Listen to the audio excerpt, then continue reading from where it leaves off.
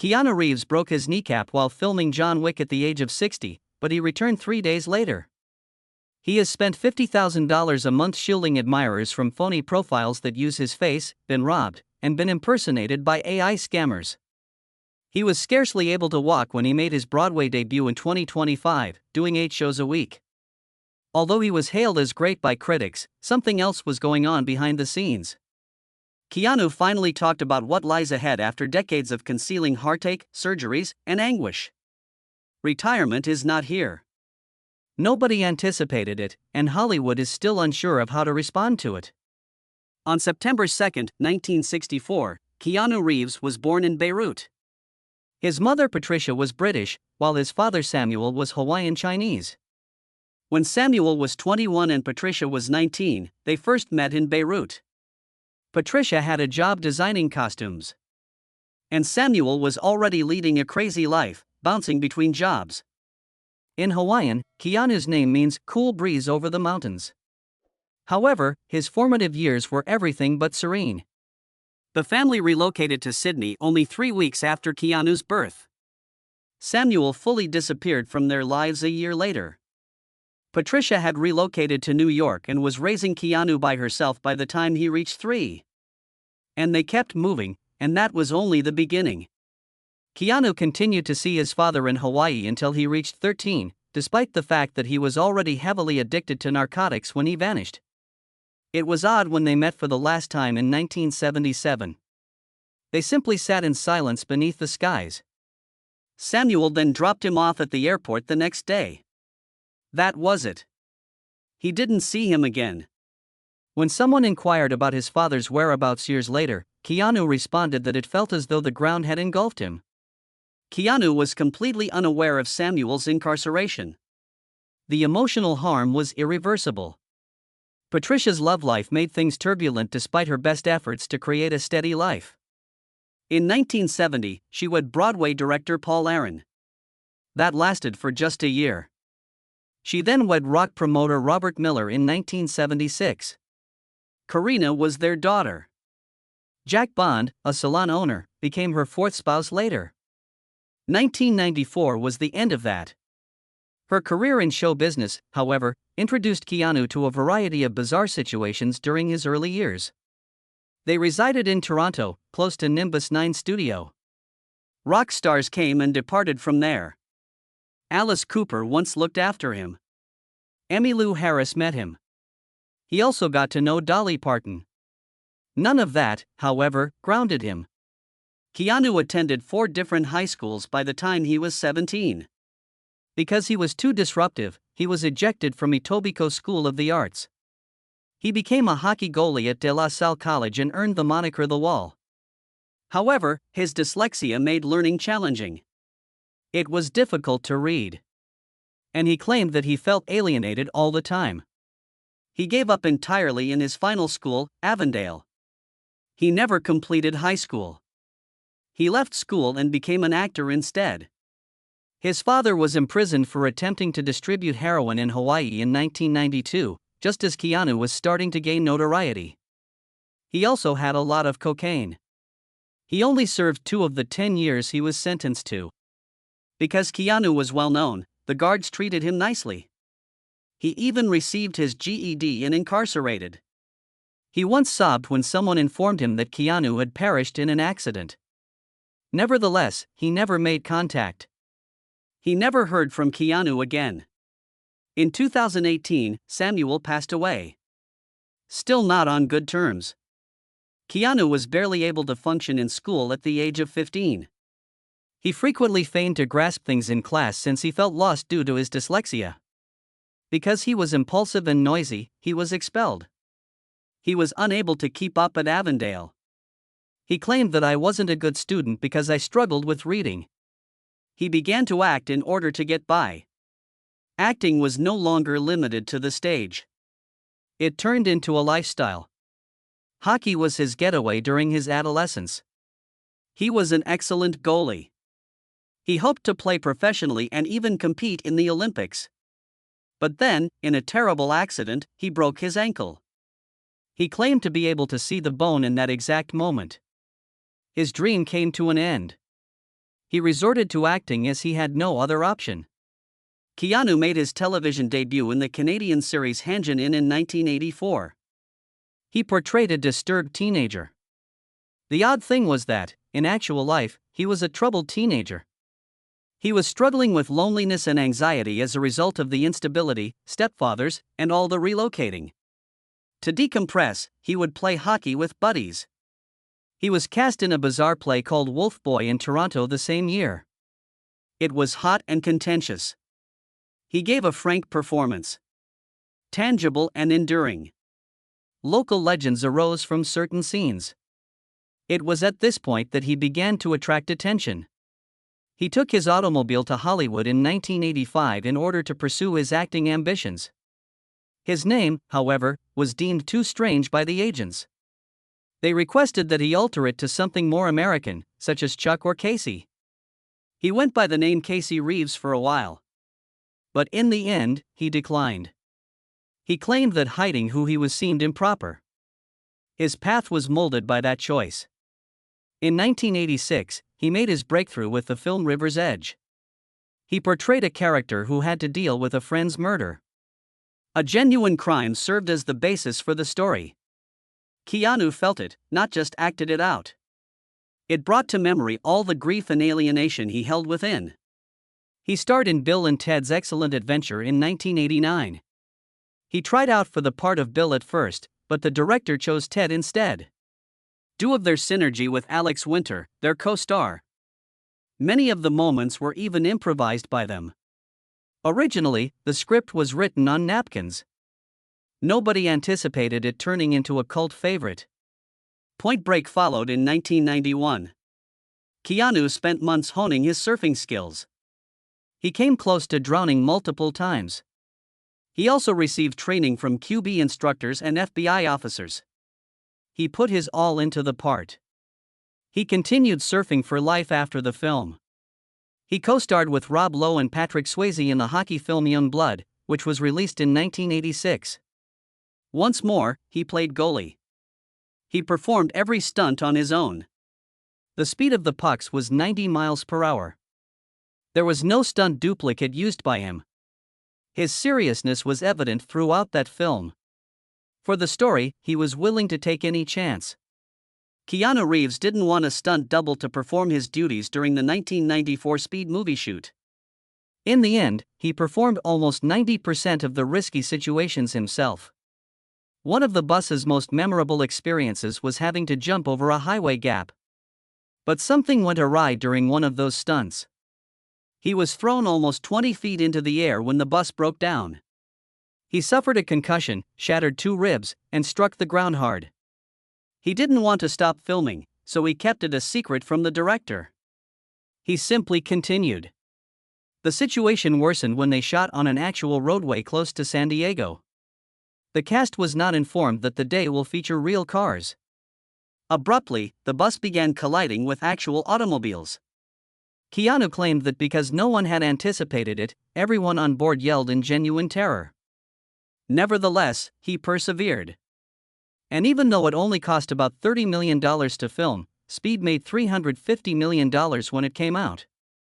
He became a real action star after that movie. However, behind the scenes, he almost broke. Then a startling event occurred.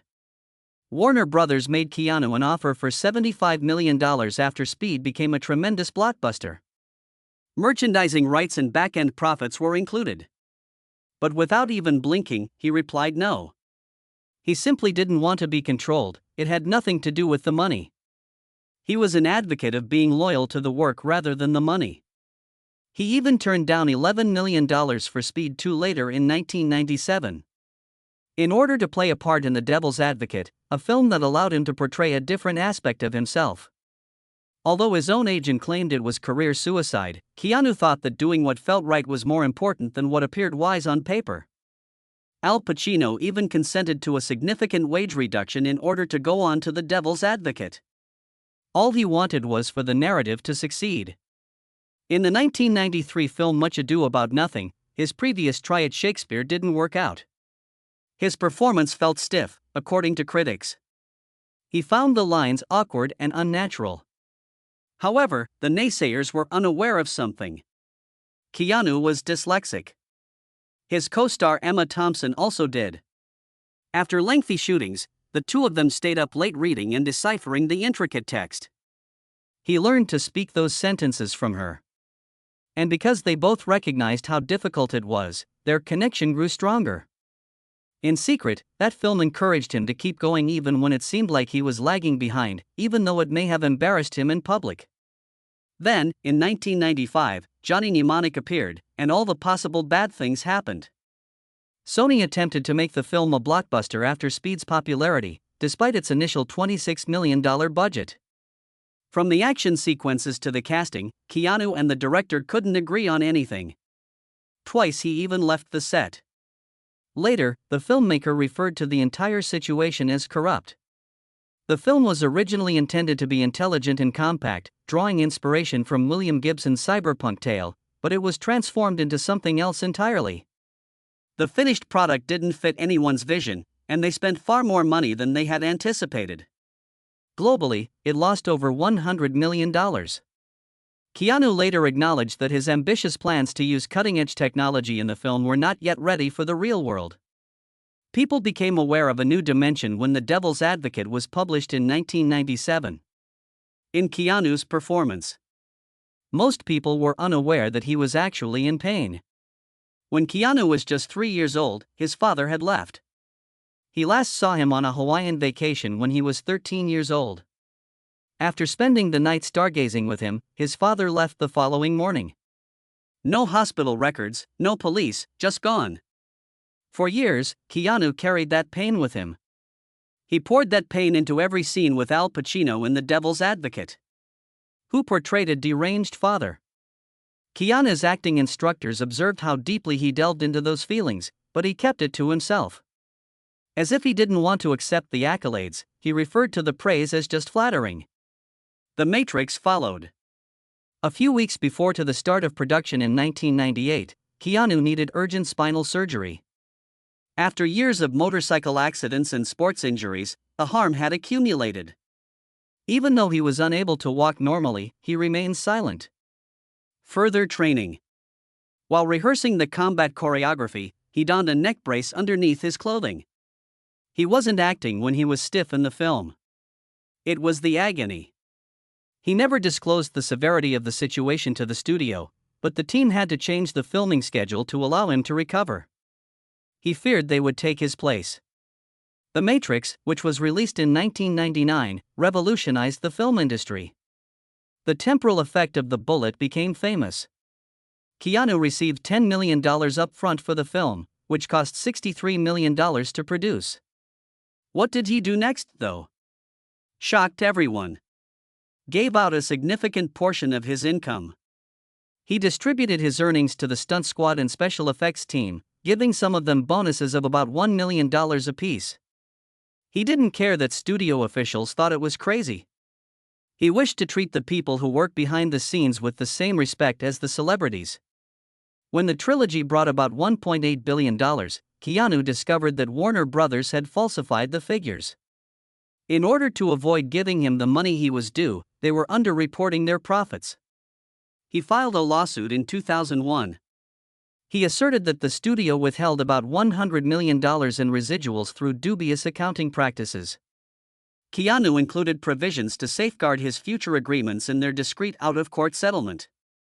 However, the entire situation further distanced him from Hollywood's economic world. Instead of fighting over money, he wanted to act. Keanu pushed himself once again in the 2002 movie The Matrix Reloaded. A 14-minute highway chase scenario was the high point. A whole freeway was constructed specifically for the filming. In the majority of the stunts, he drove himself, occasionally exceeding 85 in the Pantene Tercer. In one incident, an automobile flipped 180 degrees. He left it, but not without getting hurt. The whiplash was severe. He endured years of neck pain and required therapy. He briefly considered employing stunt doubles in Matrix Revolutions, but ultimately decided against it. His sister Kim was struggling for her life during all of this. She was suffering from leukemia. After receiving a diagnosis in 1991, Keanu supported her for 10 arduous years. To be nearer to her, he sold his home. Treatments cost him $5 million. He then gave more than $31 million to cancer research after The Matrix made him millions. None of it had his name attached. He even established a private foundation that continued to make donations. Nobody was aware of it. Until a stealthy 2009 interview. Never discussed it in public. Most actors would have quit over what Keanu Reeves went through. He aimed to portray a genuine, worn-out exorcist when filming Constantine in 2005. That entailed applying a lot of makeup each day. However, his skin was scorched by the chemicals in it. It got really terrible. Bright red blisters and welts covered his face and neck.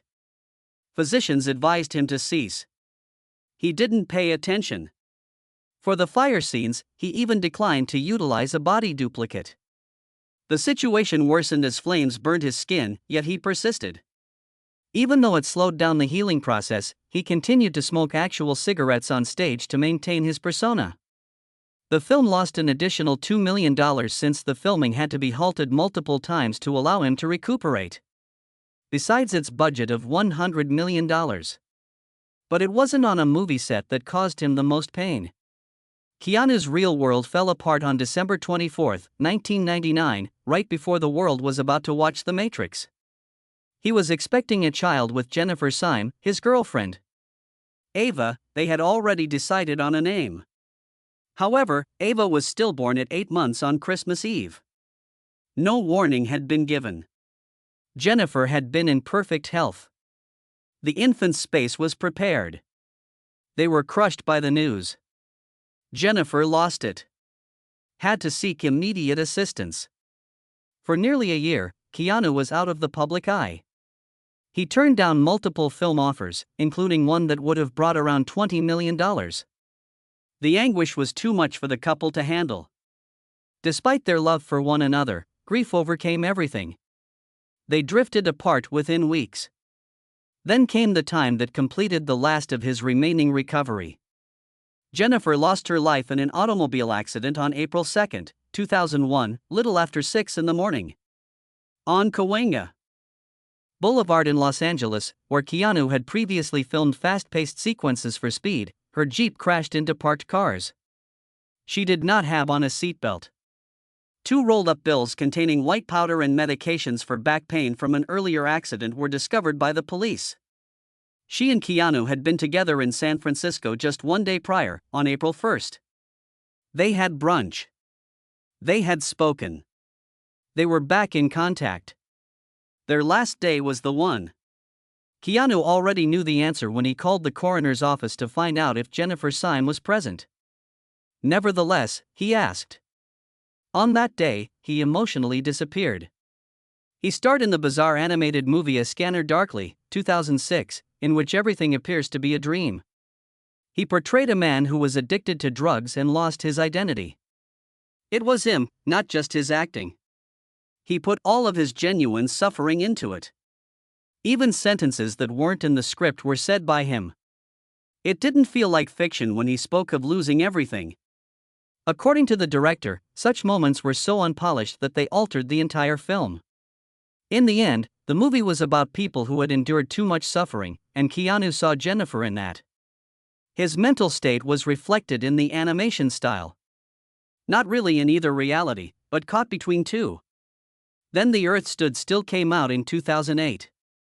It exploded. Rotten Tomatoes awarded it a 21% rating.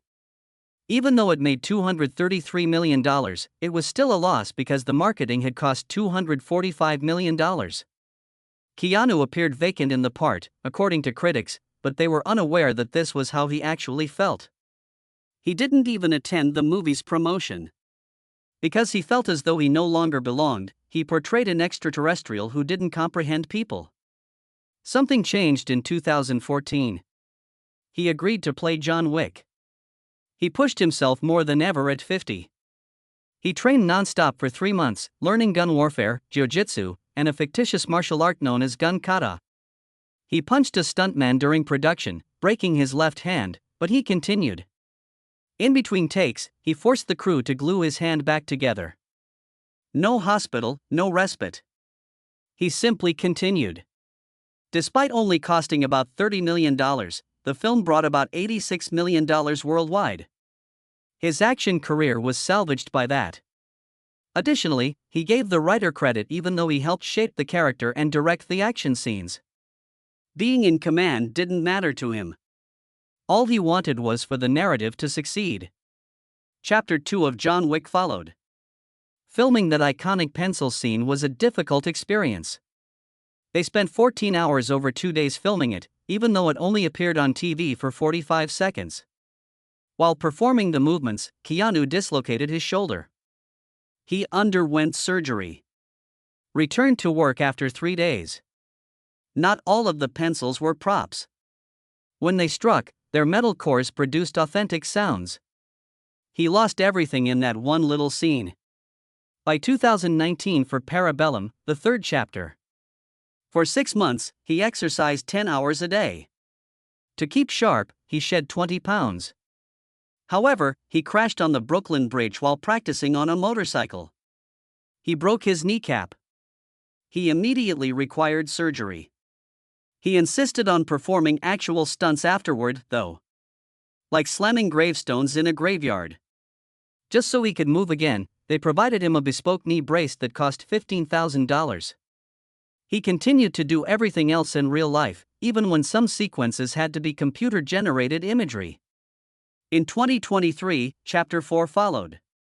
He performed the riskiest scene of his life at the age of 58. He passed by the Brandenburg Gate in Berlin while mounted. The horse became frightened and went crazy throughout the shot. Keanu was inches away. There were hoof impressions in the concrete where he stood. He suffered from bruised ribs and a concussion. On the same day, however, he mounted again. Nobody instructed him to. He simply did it. Over the course of 3 weeks, they recorded the chase 47 times. To get it perfect, he even trained with Olympic cyclists. Something changed in 1991 when Keanu Reeves met River Phoenix while filming My Own Private Idaho. They weren't merely pretending.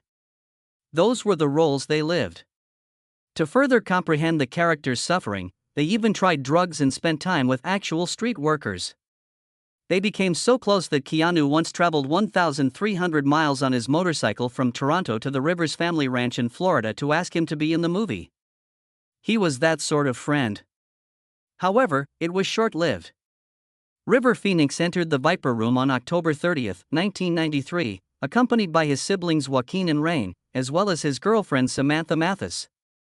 A musician by the name of John Frusciante gave him a drink that contained both cocaine and heroin. River passed out on the sidewalk outside the club a few minutes later. Right there on the ground, he began to convulse. He was gone by 1:51 a.m. on Halloween, which is little after midnight. He was not saved by Cedars Sinai Medical Center. He was just 23. Keanu was broken by that in a way that words cannot describe. He never returned to hard drugs after that. He had a total transformation. Keanu didn't tell anyone that he had discovered silent love again years later. After months of concealing their relationship, he and artist Alexandra Grant eventually appeared hand in hand at a red carpet event in 2019. He was 55. Her age was 51. In fact, they had first connected in 2011 while collaborating on a little book. His thoughts and her illustrations were included in the book Ode to Happiness.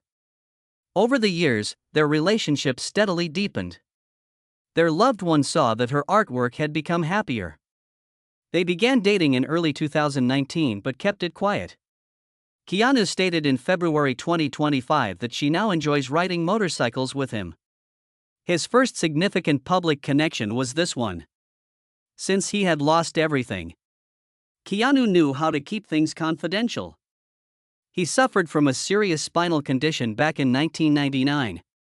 Due to a crushed disc and spinal stenosis, he was gradually losing sensation in his legs. He kept it a secret. While mastering Kung Fu for The Matrix, he even donned a neck brace. He kept the directors in the dark. He feared losing the position. A metal plate was inserted into his neck by the doctors, but instructed him to move immediately following surgery. Despite being on the verge of paralysis, he continued to push and train. He needed more surgery in 2013.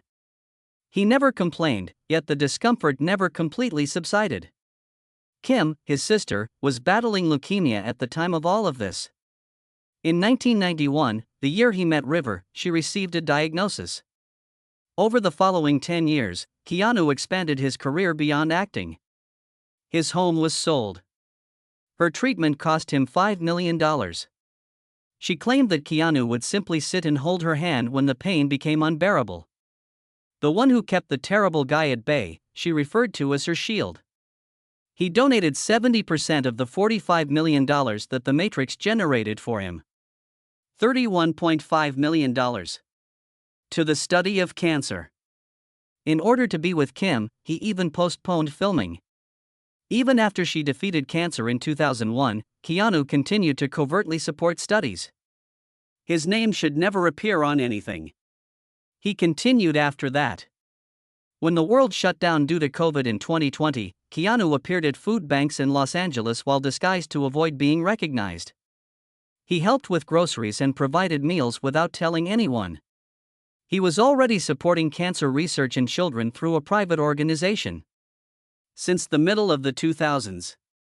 At one point, he informed a magazine that he didn't want his name on it. All he wanted to do was assist. He gave millions of dollars to charities in the US and Canada throughout the lockdowns, and nobody even realized it. It wasn't simple, even when he went back to The Matrix in 2021 to perform resurrections.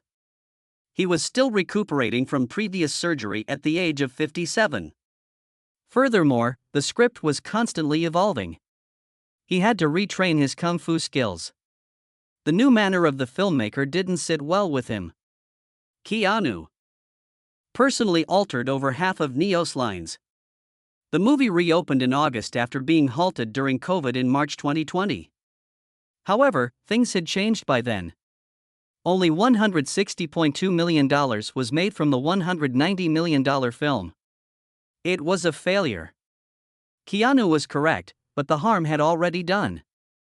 His collaboration with the filmmaker never got better. Then an unforeseen event occurred. Keanu provided the voice of Shadow in the December 2024 release of Sonic the Hedgehog 3. He was 60 years old. His first major voice part was that one. Due to health and safety regulations, he recorded 200 lines in complete isolation. His voice was as intense as it was in John Wick. The director was taken aback by how flawless it sounded. His voice contributed to the film's worldwide success. Globally, it brought in $725.2 million. However, not all of the news was positive. 6 of Keanu's pricey timepieces were taken from his Hollywood Hills residence in December 2023. The robbers broke through a window and turned off the security. He gave his John Wick 4 stunt squad a $9,500 Rolex watch that was inscribed with the JW4 logo as a personal present. The most painful one was the one. The watches were later found by Chilean police in July 2025. Keanu even provided remote testimony during a raid on a global criminal organization.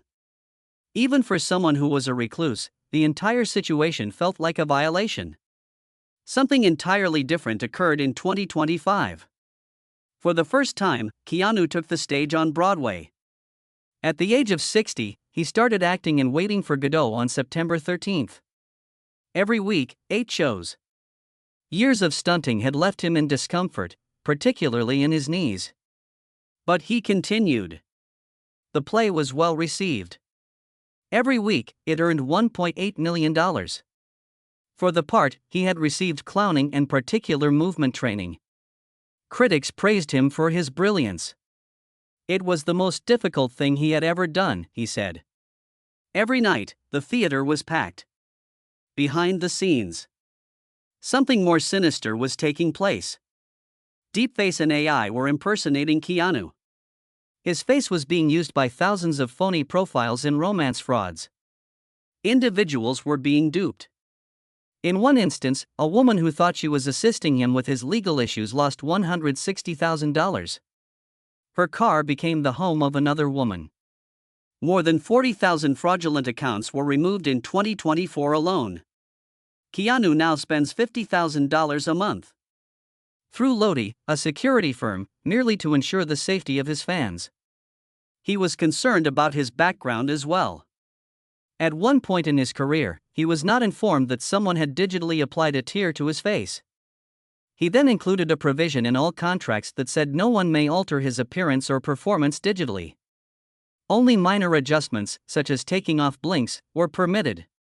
He once remarked that, despite everything, you lose a piece of yourself when you lose control over your image. He maintains his modesty. Try not to suck, he once advised. That's his entire way of thinking. He claimed that he could live for millennia on what he now possesses and that money is unimportant to him. Lionsgate confirmed the release of John Wick 5 in 2025. Additionally, he stated that he is open to working on a fourth Bill and Ted movie. Someone asked him if he would do it again while he was working on Broadway. Yes, and yes, he simply responded with a smile. Born in Beirut, he relocated to Canada and lost his infant daughter. Lost River almost lost his sister, yet he kept on. He continues to train. He continues to ride a motorcycle. He still presents himself as a novice. He received the Inkpot Award in 2024. He also got the Lance Reddick Legacy Award to remember his friend who passed away. He continues to distribute film earnings to crew personnel in order to ensure their continued employment. Despite being 60 years old, he hasn't slowed down.